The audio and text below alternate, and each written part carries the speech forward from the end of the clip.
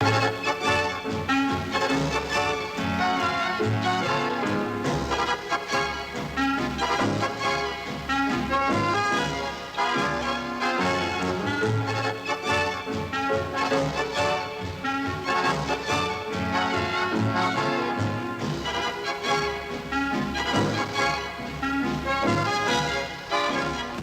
this is Louis Buñuel's and Chien Andalou. My name is Stephen Barber, author of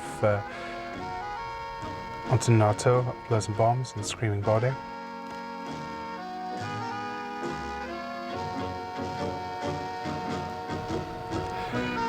The surrealism is always an aberration, always tearing in the fabric of culture, and nothing more so than in Chien Andalou.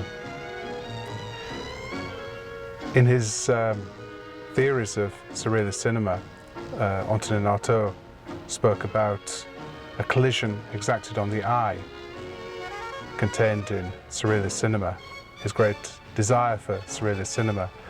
And while Artaud himself was never able to execute any of the film projects that he had planned, it was left to Louis Buñuel to execute this collision exacted on the eye, literally, corporeally and physically, in the first images of Chien Andalou.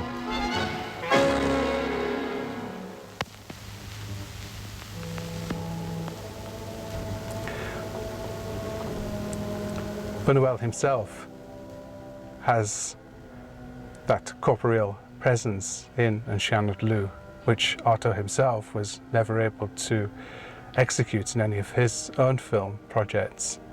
Even in the films that Artaud was able to write scenarios for, he could never envisage himself present in the film other than as the madman, the figure of the madman, whereas Buñuel himself is able to configure himself within the film as the director who cuts instantly, immediately, and then vanishes from the film. After the first images of Buñuel in the film, his figure disappears, whereas the figure who he exacts that cut on reappears almost instantly and figures in the next sequence of the film.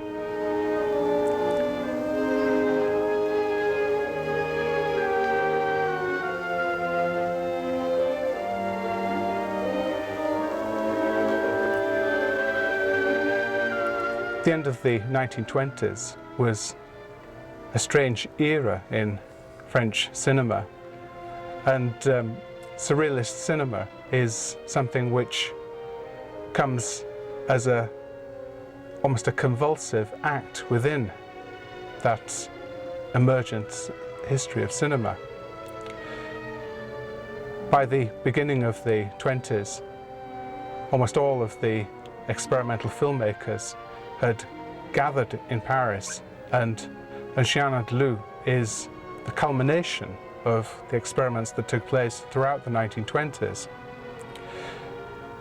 It's often thought that because Chien Andalou culminates those experiments in surrealist cinema, that cinema would have taken a much easier pathway without it. But in some sense, Chien Andalou moves back to the very origins of cinema. The origins of cinema are themselves something designed to challenge, to test, to provoke their spectators before cinema became something which was intended as an entertainment form. And so Chien Andalou is, in some senses, something linked integrally into those origins of cinema, into those first movements of cinema, which are themselves compulsive, hallucinatory, aberrant. The year after the film which Artaud had written the scenario for, The Seashell and the Clergyman, directed by Chien Andalou, and Buñuel attended the premiere of The Seashell and the Clergyman in the year before the making of Chien Andalou. But in many ways, it's actually Chien Andalou which is the seminal surrealist film. It has a far more compelling, convulsive structure than The Seashell and the Clergyman, which Artaud had taken from the dreams of one of his friends. The scenario was constructed from dreams experienced by his friend Colette Allendy. Whereas the structure of Chien Andalou is far more raw in its collisions between images. It has none of the sutured structure of image leading into image which The Seashell and the Clergyman possesses. But one thing which links the two films together is the presence of Paris as the city of the surrealists. And in these sequences we see the streets of Paris at the end of the 1920s. The characters moving around the streets, cars colliding with the characters in the film. In Germaine Dulac's The Seashell and the Clergyman, there are the same shots of these streets in which the surrealists invested so much of their imaginative obsessions and compulsions. The Seashell and the Clergyman has shots taken from the front seat of cars as they move around the streets of Paris, and the figure of the clergyman in The Seashell and the Clergyman moves on his knees around those streets. And Chien Andalou is far more of a confrontation with Paris, a reinvention of Paris, in the way that the surrealists also reinvented, exacerbated Paris in their literature and paintings. And Chien Andalou is also the embodiment of all of the sexual obsession in the surrealist movement. In the years preceding the making of the film, the surrealists had conducted experiments in which they would talk about their sexual adventures, their sexual fantasies and obsessions, specifically in relationship to their existence in Paris.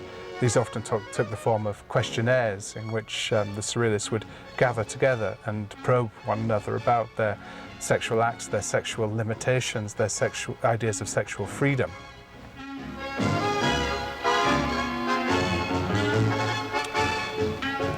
Artaud himself took part in these interrogations, these sexual interrogations.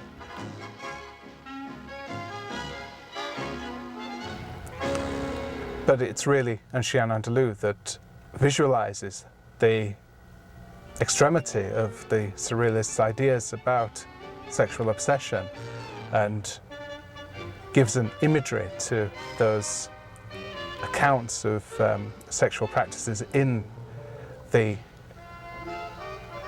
arena of Paris as an arena which exacerbated any kind of sexual tension.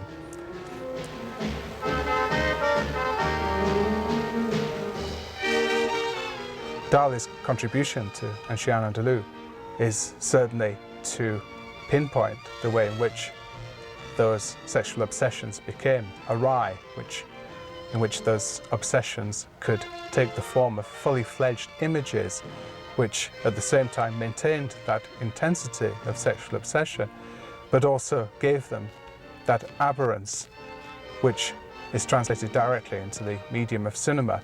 Cinema as the preeminent medium to enact those sexual fantasies, those sexual obsessions.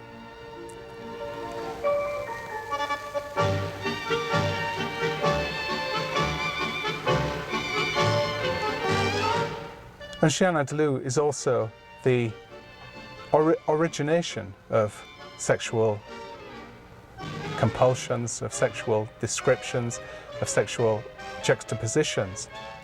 But at the same time, it's also a film imbued with endings, with an imagery of death. Throughout all of Dali and Buñuel's diverse careers, those compulsions to represent death always come to the fore. always contradictory, always poised between sexuality and a final termination, which takes the form of death, of dereliction, disintegration, corrosion. And Chien Andalou also carries the way in which that demise of surrealist cinema would impact upon the history of experimental cinema as an entire body.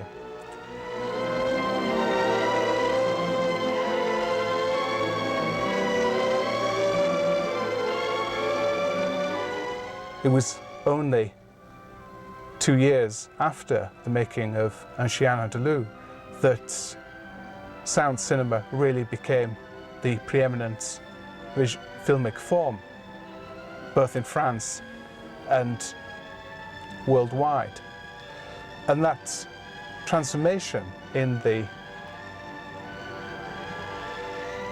way in which film operated would also bring to an end the entire onrush of experimental film movements, right through from the futurist film movements of the beginning of the 1910s through to surrealism. Surrealism is in many ways the last of the great experimental film movements of those early decades of the 20th century, and in fact the last experimental film movement for 30-40 years until the 50s and the 60s.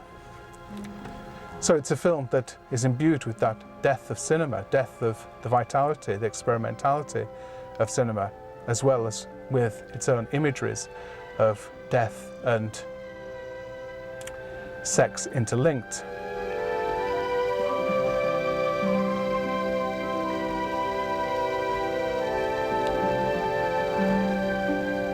So Buñuel is able to compact together, to concertina, sex and death, both for the cinema and in the imageries of the human figure in the film.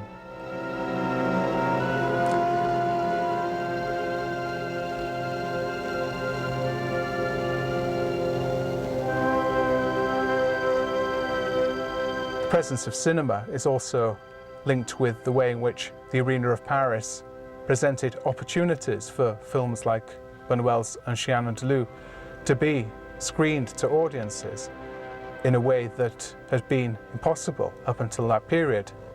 Most of the experimental film movements of the first decades of the 20th century were never able to screen the films that they made to audiences.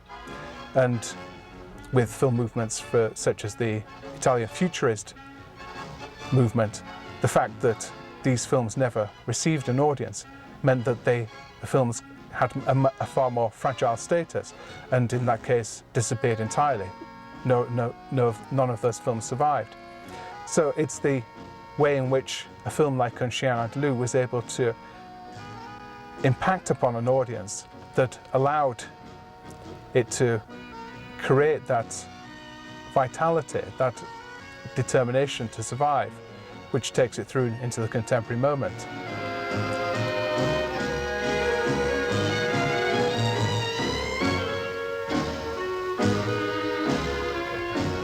Both of these cinemas survive to the present day. The Studio Van Tweet, where Artaud denounced the arrival of sound cinema as something which would dilute the virulence, the raw tension which surrealism had given to cinema. And also the Ursuline, where both The Seashell and the Clergyman and Chien Andalou received their first screenings. Both of them caused uproar within the cinema space. The Seashell and the Clergyman in the form of a riot, and Chien Andalou in the form of that collision exacted on the eye, which Artaud had called for, which Artaud had demanded as the way in which an audience could be challenged to a point of extremity by the film image. The film image which carried that potential to impact upon its audience far more directly, immediately, as an assault on representation as well as an assault upon the human figure. than any other medium in which the surrealist movement worked. And the fact that surrealist cinema almost comes to an end for a period of 30 years after Chien Andalou only reinforces that extremity of the assault that it carried. And the final images of Chien Andalou are images of death, of sexuality, and of that extremity of its ambitions for its first audience.